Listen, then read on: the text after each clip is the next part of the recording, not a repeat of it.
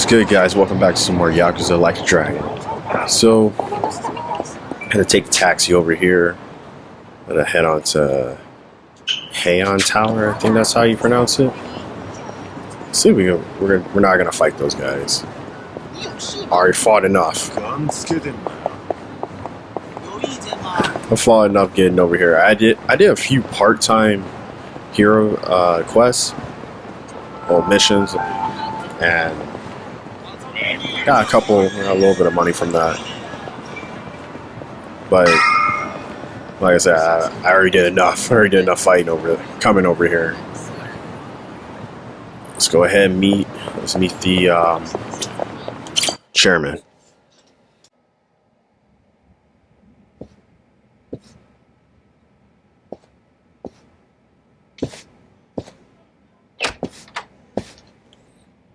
I went ahead and got started. You sure you don't mind treating me? What? Are you actually able to pay? Wish I could, but I don't think they'd take this. You don't sound like you're gonna relax during this meal. Depends on what you say. Hopefully I'll relax enough to enjoy the duck. So, how do you know Arakawa-san? I'm on the edge of my seat here. It wasn't long after the war the counterfeit bills started being produced in Ijincho. It was top secret. Only the heads of the Seiryu clan and the Liumang, plus some officers, knew about it. Outside of that inner circle, they also had to hire people to smuggle the bills. Smugglers? One of them was a traveling actor. His name was Toshio Arakawa. He was Masumi Arakawa's father. What?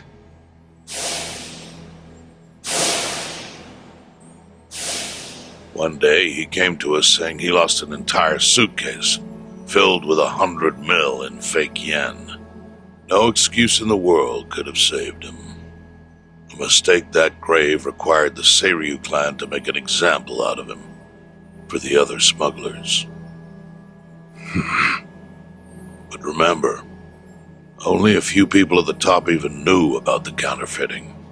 It wasn't a task they could hand to just anybody. So I, being next in line to inherit the clan, was entrusted to carry it out. So did you actually...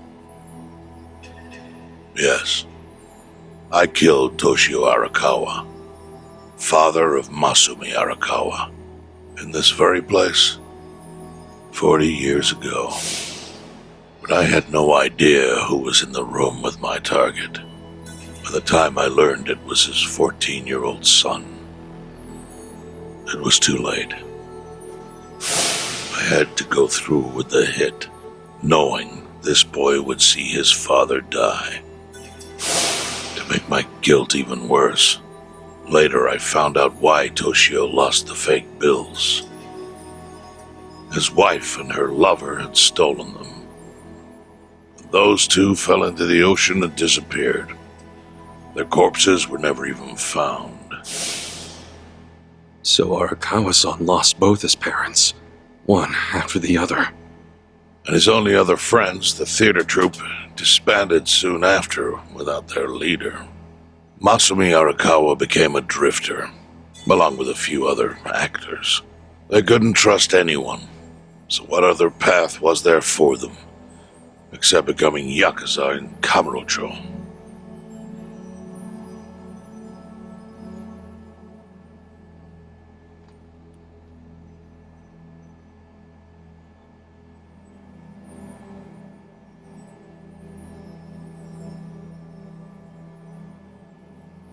Arakawa joined a low-ranking family in the Tojo clan called the Hikawa family. Life wasn't easy for him there. They were the kind of family that took hits without thinking twice. Really? Yes. So they were always in need of ways to dispose of a body. Masumi Arakawa was tapped to help with that, and he was extremely cautious. To do it, he started coming all the way to the homeless camp in Ijincho. Really? Even though the family was based in Tokyo? Why? Well, truthfully, he wanted an excuse to come to Yokohama, because it would afford him opportunities to hunt his father's killer. I see. So Arakawa-san was using the homeless camp to dispose of bodies all the way back then. Indeed. As for his hunt, he researched Yakuza and criminals every time he was here. All he started with was a single clue. His own childhood memory of the suspicious waiter he saw here that night.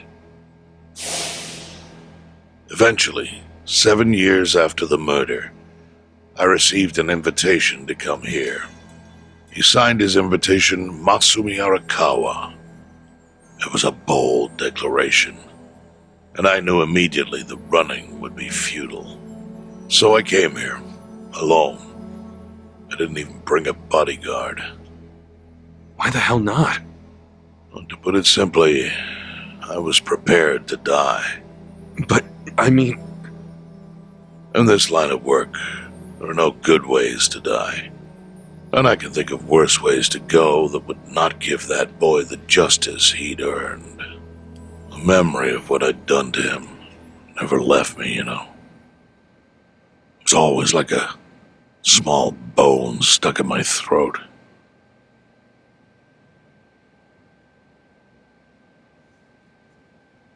He was sitting right where you are now. Here? Yes. He didn't look a day over 20. But his eyes had that hard, flinty gaze of an old killer. I couldn't help myself. I told him everything. I told him why I killed Toshio Arakawa.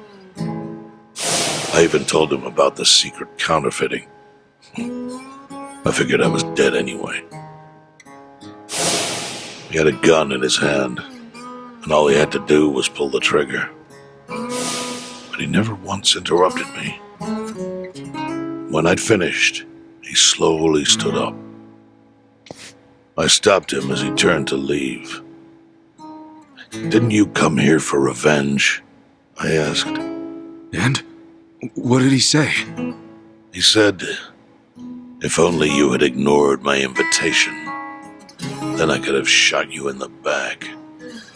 Then he left. Boss.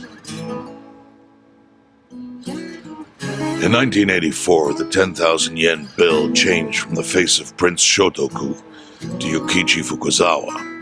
By that time, Arakawa had found his own Yakuza family, so I sent him a gift. What was it? A fresh batch of crisp fake bills featuring Yukichi Fukuzawa. They were defective prints with nothing on the back. Not exactly legal tender.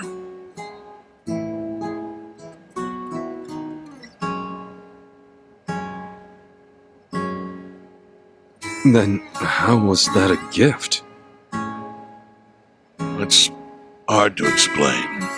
If I had to say, it was out of gratitude. Sure, but for what? I should have died that day I met with Arakawa. It would have been right. And yet he spared me. Not only that, but he lifted a terrible weight from my chest. Furthermore, it's not an exaggeration to say the equilibrium among the Ijin Three continues to this day because of him. Wow. I owe him an unfathomable debt. And one day I must pay it back. The defective bills were how I chose to communicate the sentiment.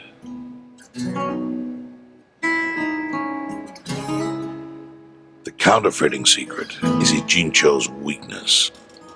And it was only thanks to Arakawa that the Ijin Three could continue to secretly wield that power.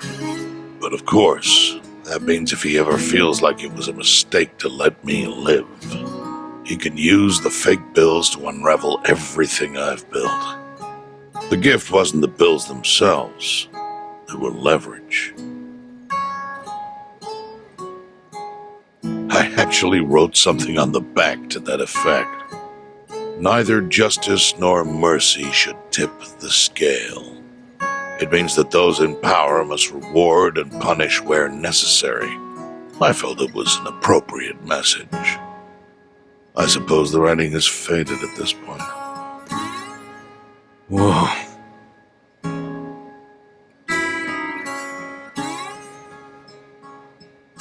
So that's the whole story. Up till this moment. But now I'm sitting across from a man holding one of those fake pills. Which, of course, is a message from Arakawa that only I could understand. The message is, Masumi Arakawa sees you as a beloved family member. Arakawa-san thinks of me as family. He would not have placed that bill in your pocket lightly. Do you see its significance now? After everything I've told you?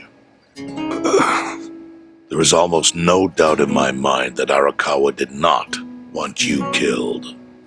So he didn't shoot you out of malice. He shot you so that you would be brought here, be saved by the homeless, and eventually meet up with me. Do you see? That's everything I can tell you. That's plenty. Thank you, Chairman. I see it all now. I always kind of figured. You did? Well, it's your move now. I've only told you what I know, so... It's okay. That's enough. I trust you. Well, I don't hear that often. Yeah, neither do I. Not even from my friends. But those friends are trustworthy to me. And so are you. I believe everything you said. And my faith in Arakawa-san is coming back strong. Kasuga, Yeah? are you a blood relative of Arakawa's? No, it's not like that. I see. Well, he must have been happy to have such loyalty as yours. As proud as any father, I think.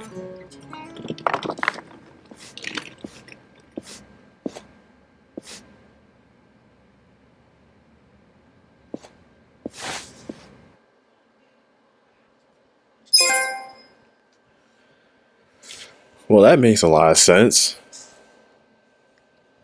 So the chairman is the one that shot his dad, and he's about to shoot, and Arakawa's about to shoot him, and he didn't even shoot him.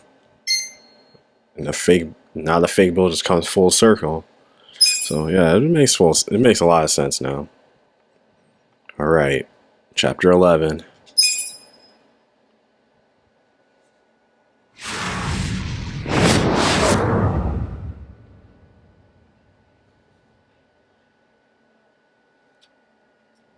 Nagatacho has been rocked by party chair Ogikubo's sudden retirement due to illness. Long a central figure in politics, Ogikubo was the Prime Minister's last ally in keeping Parliament together. An election shall be held to reaffirm the will of the people. I look forward to a new Citizens' Liberal Party and a new cabinet. The Prime Minister made more shockwaves later that day. In the afternoon, he announced he would appoint Ryo Aoki to Ogikubo's now vacant post. Aoki will be the first sitting governor to also serve as the ruling party's chair. This bold move is sure to have ripple effects.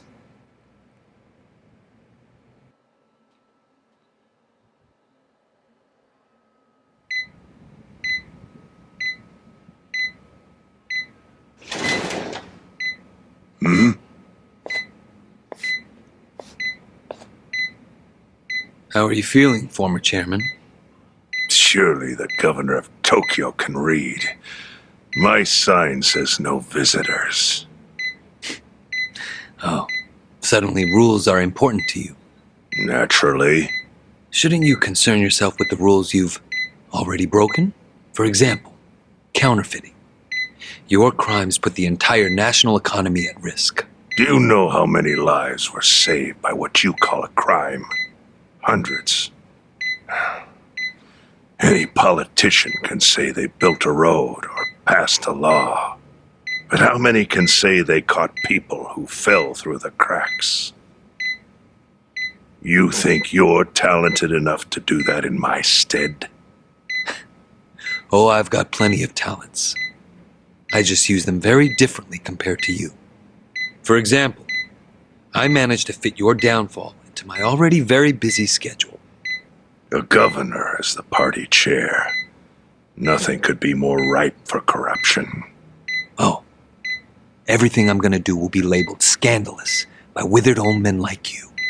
But by next year, Japan will have a new standard, and it will have been written by me.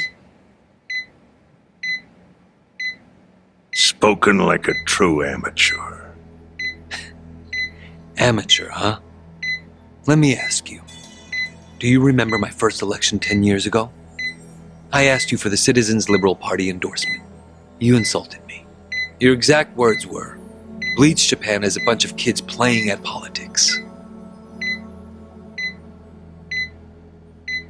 Your home district is Kanagawa's second.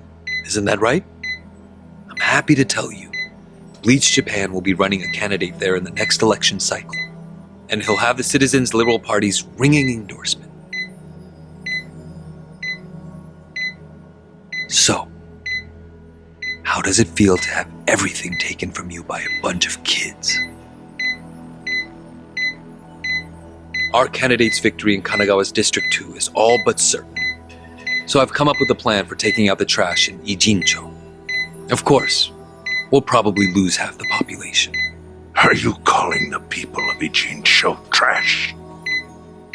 I'm calling them disposable. Pardon me? What did you call them? People who fell through the cracks? Can't you see that's their own fault for becoming so dependent on the gray zones? They're responsible for maintaining their home, and they failed. That's what makes them disposable. But I must be going. As I said, I've got a busy schedule. Happy retirement, my former chair. I truly wish that for you.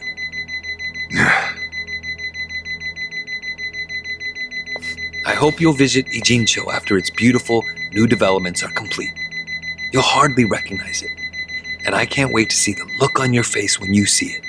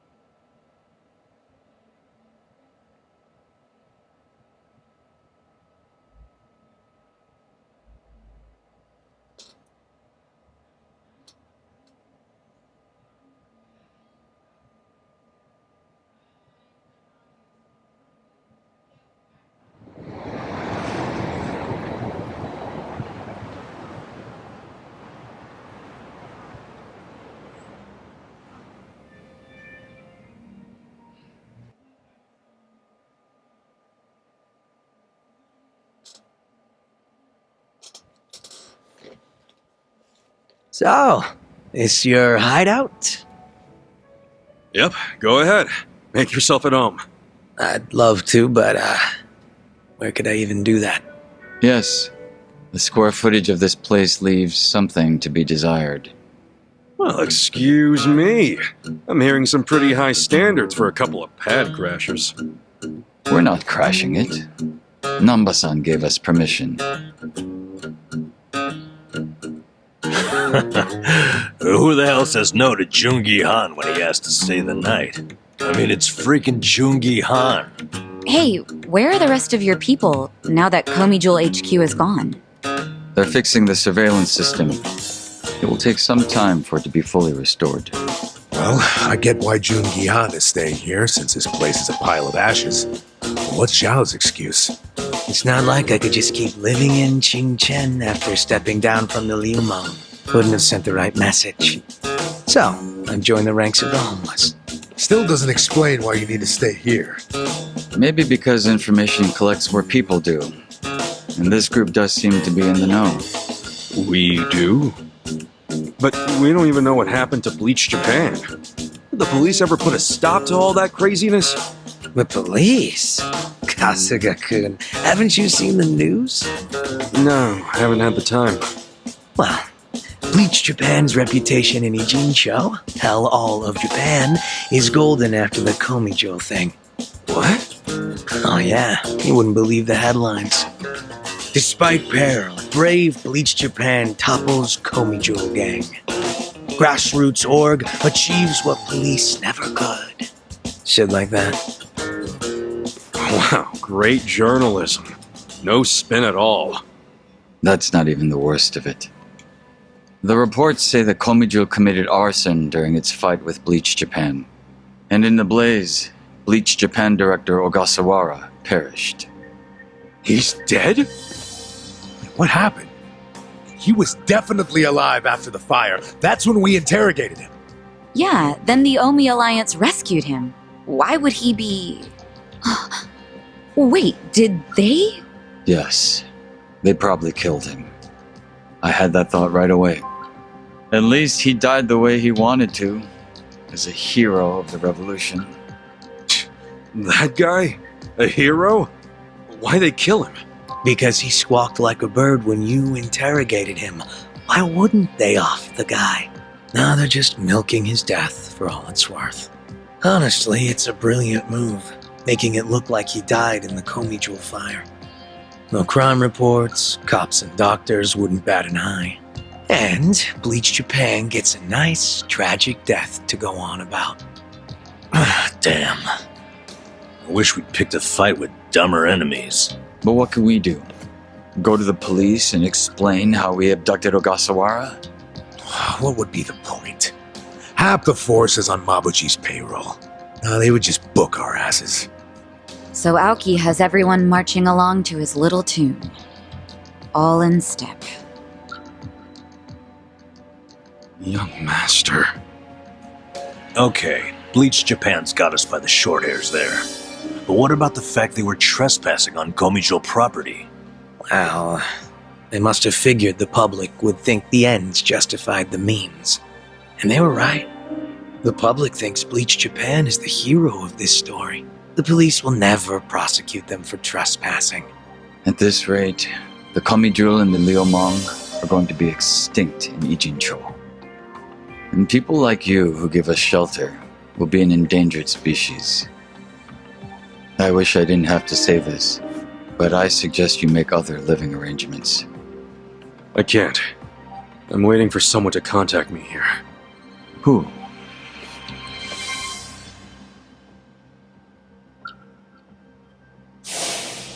Arakawa-san, he's about to go all in with his next gamble. When that happens, he'll need strong allies. More than he's already got? I can't say anymore. I'm sorry. Me too. I'll be in touch.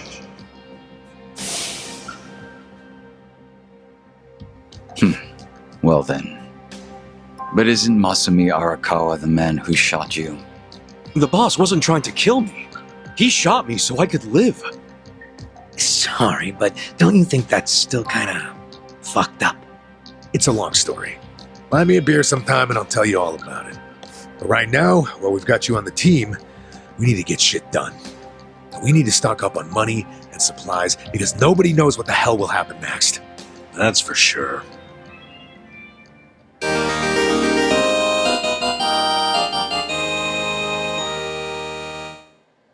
Man, look at this. The party's growing like this.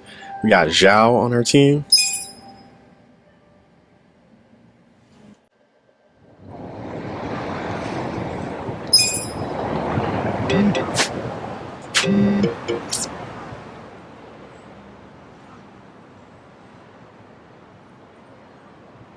See, So, bleeding, fear, rage, and silence. You can't. That's good, man. Okay, let's see what, before we go.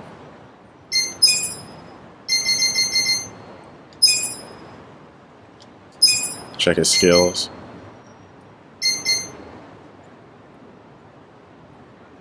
Okay, level 32. Look at his stats.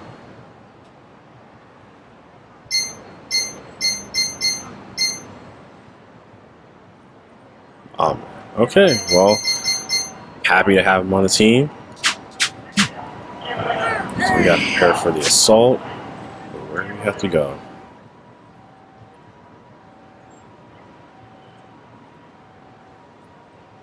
Yeah, it's not saying. Okay, well, we'll figure it out in a minute. But guys, that's going to be it for now. Don't forget to like, subscribe, and share the video. Leave a comment below. Catch you in the next one. Peace.